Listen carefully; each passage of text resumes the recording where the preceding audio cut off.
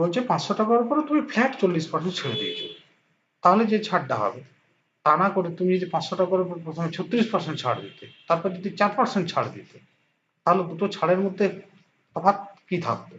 এমনটা ভেবো না যে প্রথমে 40% ছাড়, তারপরে আবার যখন ছাড় দিচ্ছি 34 আর 4 মানে 40% দিচ্ছি, তা কিন্তু নয়।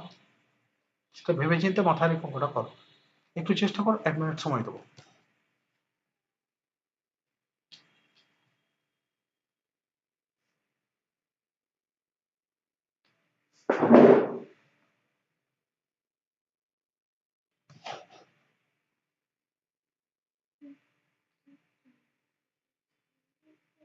ফ্ল্যাট 40% ছাড় আর ক্রমিক ছাড় 36 আর 40, এই দুটোর মধ্যে কত পার্থক্য? টাকার পার্থক্য।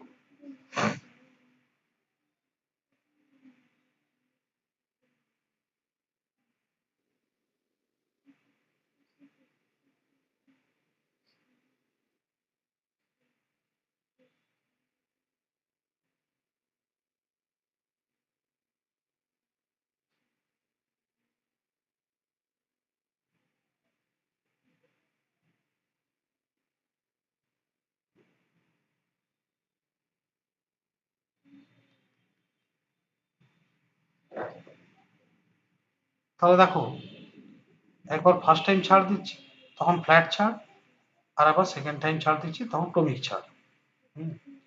ফার্স্ট টাইম যখন ছাড় দিচ্ছি ফ্ল্যাট 40% অফ, তারপরে যখন ছাড় দিচ্ছি প্রথমবারে 36% ছাড়ছি, মাইনাস লেখো, আর একবার 4% ছাড়ছি। তাহলে আমি আগে এই দুটোর সমতুল্য ছাড়টা দিয়ে দেখবো সেকেন্ড ছাড়টা অরিজিনালি কত।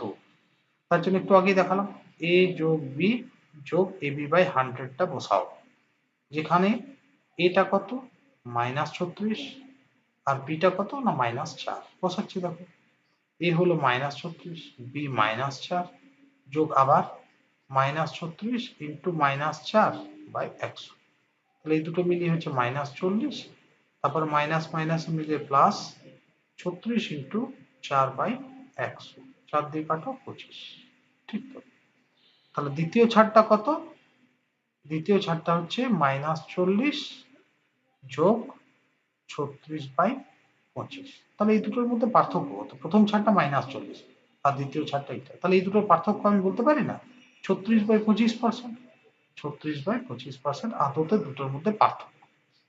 এটা যদি পার্সেন্টেজে চাইতো এটাই উত্তর, কিন্তু আমাকে বলছে না টাকা হিসেবে বার করতে। তাহলে আমরা কি করবো? 500 টাকার 36/25% বার করলো।